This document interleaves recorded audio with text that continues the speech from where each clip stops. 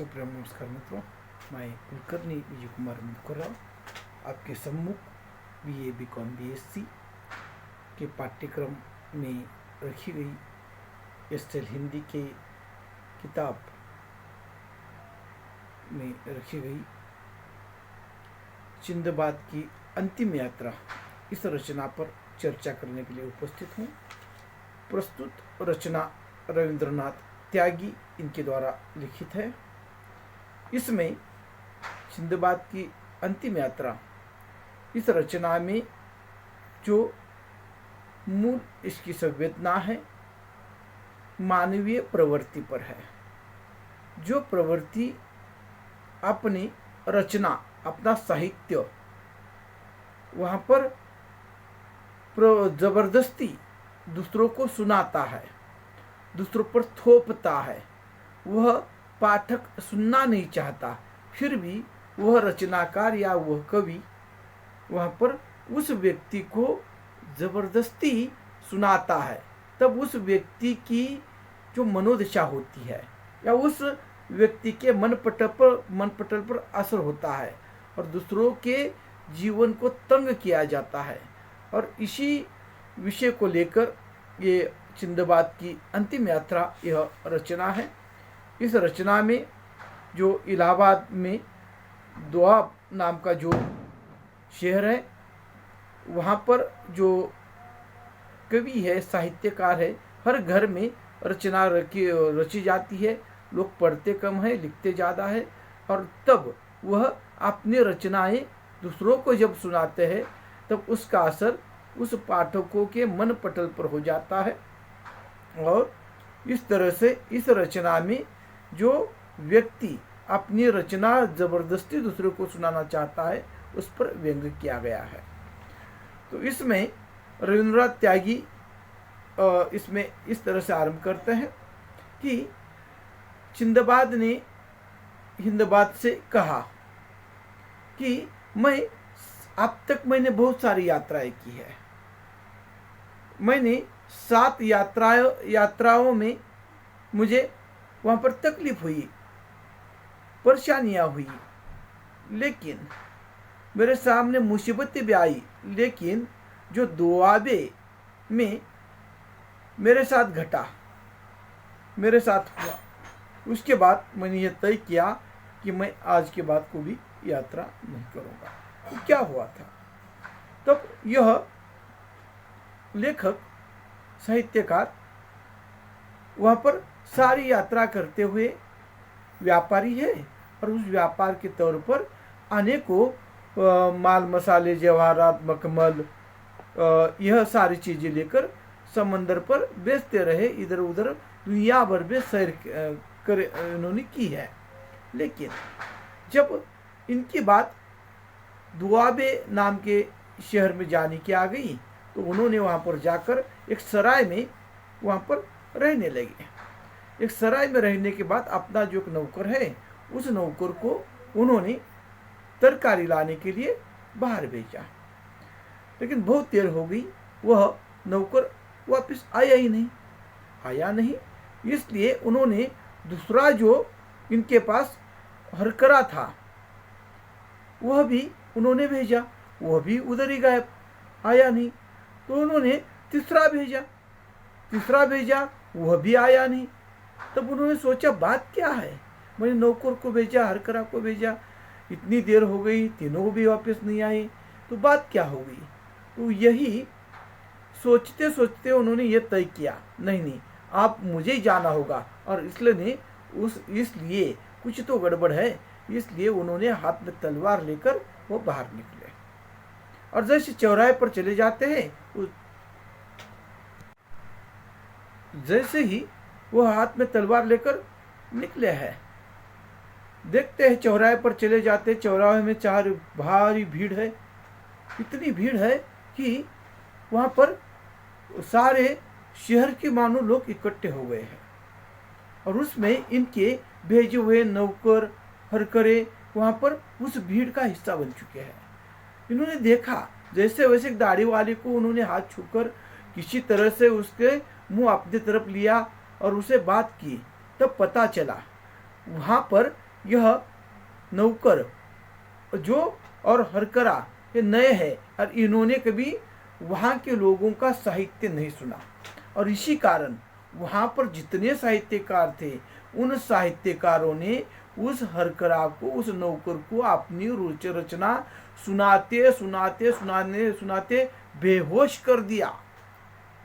उन साहित्यकारों की रचना सुनकर इसने साहित्य इस रचनाकार ने भेजे हुए जो नौकर है वो बेहोश हो गए, फिर भी वह साहित्यकार सुनाते रहे।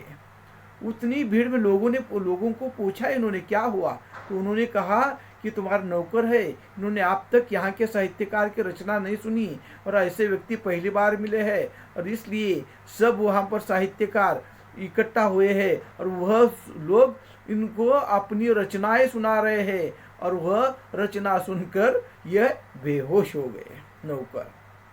अब उन्हें छुड़ाने के लिए ये साहित्यकार गए थे, तो उन्हें एक शर्त पर उस नौकर को छोड़ने की बात हो गई, और वह शर्त कौन सी थी कि अब उस साहित्यकार ने जो साहित्य लिखा है, वहाँ के साहित्यकार ने, लेखक ने, वो सारा साहित्य सुनना चाहिए। अगर वो सुनते हैं तो उनको नौकर को भेजा जाएगा। अब उन्होंने कहा ठीक है, आपकी रचना है, आप सुना दीजिए, मैं सुनूंगा। अब रचना जैसे वह सुन रहे हैं तो उस रचना में एक राजा और विदूषक की कथा आरंभ हुई। जो राजा था विदूषक बना था, विदूषक तो राजा बना था। और वहाँ पर जैसे बात आरंभ हो गई, अभी सुन रहे लेखक नौकर को ढूंढते गए हुए, अब वह सुन रहे हैं, तो वह रचना किस तरह से है। अबे वो विदूषक के बच्चे, जो सरकार, जी सरकार, अबे वह बांकी छोकरी कहाँ गई, बांस की ठोकरी सरकार, यानी वो गलत सुन रहा है, बांस की ठोकरी। अरे अबे सरकार के बच्चे, बांस की टोकरी नहीं, बांकी छोकरी, जो जी सरकार, तो वह गई बाकी के साथ। बाकी के साथ, तो बाकी के साथ है वह, वो कहते बाकी के साथ नहीं होगी तो वह कई दूसरे के साथ भाग गई होगी। इस तरह की रचनाएं, और वह सुनकर ये लेखक अपने नौकर को ढूंढते हुए गए हैं, वह वहाँ पर बेकाबू हो गए हैं, परेशान हो गए हैं, और उसमें फिर वहाँ पर रचनाएं सुनाई जा रही है। जैसे वहाँ पर रचना किस तरह से है, उस रचना का कोई अर्थ नहीं है, फिर भी वह काव्य इस प्रकार से उन्हें सुनाया जा रहा है। चले जा रहे हैं, चले जा रहे हैं, चले जा रहे हैं, चले जा रहे हैं, चले जा रहे हैं, चले जा रहे हैं, चले जा रहे हैं, चले जा, यही रचना अंतिम तक। अब इसमें मानव की प्रगति है, और ऐसा उन्होंने कहा साहित्यकार ने लेखक को, जो नौकर को ढूंढने गए थे। अब वो गए, अब क्या करना समझ में नहीं आता, वह सुनकर पागल से हो गए, जबरदस्ती रचना सुनकर, और वह एकाएक वह भी वहाँ पर चक्कर आकर गिर गए, बेहोश हो गए। और ऐसे में अब बेहोश हो गए हैं, और जैसे ही वो बेहोश हो जाने के बाद उनकी जैसे ही बेहोशी खत्म हुई, तो बेहोशी खत्म हो जाने के बाद उनकी आंखें जैसी खुली, तब उनके पास एक हाकिम मिला। वो हाकिम के पास मिले, तो हाकिम जो था मतलब में था हाकिम, और उस हाकिम ने मुरब्बा, कुश्ता और अर्क वगैरह बनाते हैं ये, और उन्हें अच्छी कुछ खिलाया पिलाया साहित्यकार को, जो बेहोश हो गए थे रचना पढ़कर, और इसलिए वो उनके पास गया। अब यह हाकिम भी कवि था, अब इसलिए वो तकल्लुफ के उन्होंने अपना दीवान वो फिर हाकिम अपना दीवान सुनाने लगा, और वो सुनकर फिर ये बेहोश हो गए ये लेखक। पर इस बार आप बेहोश हो गए तो वहाँ से उन्हें वहाँ पर उठा गया, तो उठाकर अब ये देखते हैं इनकी आँख खुली है, तो ये एक नीम के सड़क के किनारे नीम का पेड़ था, वहाँ के नीचे जो दरख्त था वहाँ पर यह मिले। अब वहाँ पर जो दाढ़ी वाला एक बुजुर्ग इंसान था, उसने उन्हें अपनी कमर में बांधा और ये ले गए। उसे उन्होंने खिलाया पिलाया, सेवा की इनकी, और वहाँ पर उन्हें पिलाने में पीने के लिए शराब वगैरह दी। तो इस तरह से वहाँ पर वह वहाँ पर गए, लेकिन वहाँ पर जाकर भी वह फिर उस बूढ़े व्यक्ति ने अपनी कविता आरंभ किया, अपना वहाँ पर वो नाटक अपनी रचना सुनाना आरंभ किया। आप कवि वहाँ पर भी बेहोश हो गए, समझ में नहीं आता वो कौन सी रचना है, और उसमें वह सुनते हैं, विदूषक जी हमारे सारी रानियां व्यभिचारिणी है, महारानी के बारे में आपका क्या विचार है। विदूषक, विचार उत्तम है, आपकी महारानी महाव्यभिचारिणी है। क्या क्यों तात, यह महाव्यभिचारिणी की क्या जीत होती है। विदूषक, फिर इस तरह से राजा और विदूषक के संवाद चल रहे हैं, और वह सुन रहे कौन, ये जबरदस्ती सुन रहे हैं लेखक। अब लेखक सुनते सुनते उन्हें समझ में नहीं आता अब क्या करूं।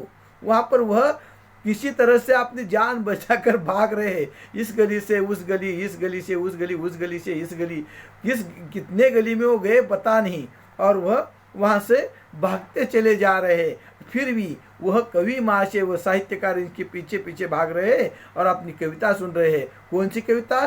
चले जा रहे हैं, चले जा रहे हैं, चले जा रहे हैं, चले जा रहे हैं, चले जा रहे हैं, चले जा रहे हैं। तो इस तरह से वह साहित्य सुन सुनकर वह कभी अपने नौकर को छुड़ाने गया, साहित्यकार अब पागल सा हो गया है, क्या करना समझ में नहीं आता। और इसलिए उन्होंने एक नौकर को कहा कि मुझे आप शहर से बाहर जाना है, और इसलिए उन्होंने एक नौकर को बुलाया, और नौकर को बुलाकर वो राज्य के बाहर जाना चाहते हैं, लेकिन वहाँ पर वो नौकर भी जो था, नौकर भी कभी निकला, और नौकर ने जैसे अपना वह सामान नीचे रखा, उसने अपनी साहित्य आरंभ किया, वह सुनाने लगा।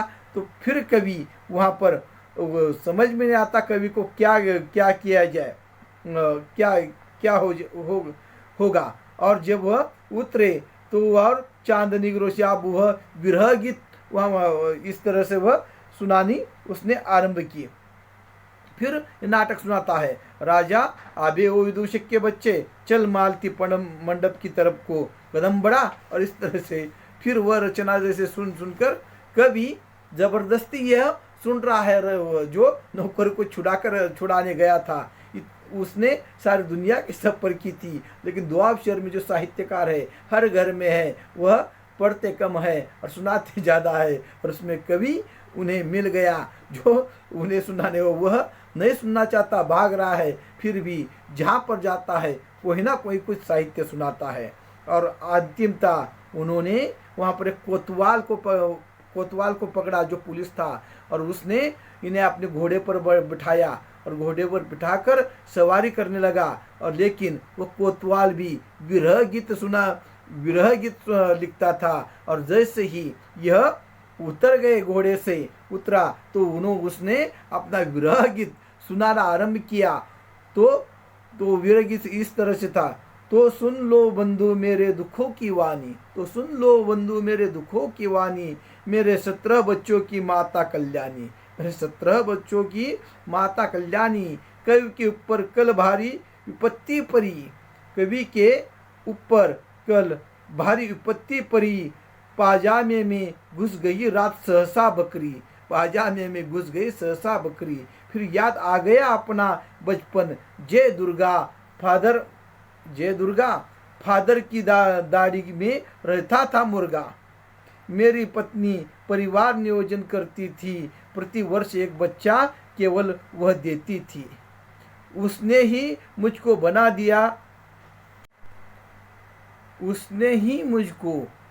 बना दिया कभी नाकाबिल, वरना जनाब मेरा तो था घुटनों में दिल। और इस तरह से उस कोतवाल ने भी अपना विरह गीत सुनाना आरंभ किया। आखिरकार ये कवि महाशय तंग आ गए और उसने उस कोतवाल के गर्दन ही काट दी इस तरह। और फिर कभी सफ़र के बारे में उन्होंने सोचा नहीं है। और इस तरह से इस साहित्य में जो सिकंदर की सिंदबाद की अंतिम यात्रा नाम की रचना है, व्यंग्य रचना, और उसमें कवि ने जो साहित्यकार जबरदस्ती किसी को अपनी रचना सुना कर उस सामने वाले को वहाँ पर उसका समय बर्बाद करते हैं, उसे तंग करते हैं, वहाँ पर ज़बरदस्ती उसे रचना सुनाते हैं। ऐसे लोगों पर वहाँ पर व्यंग किया है।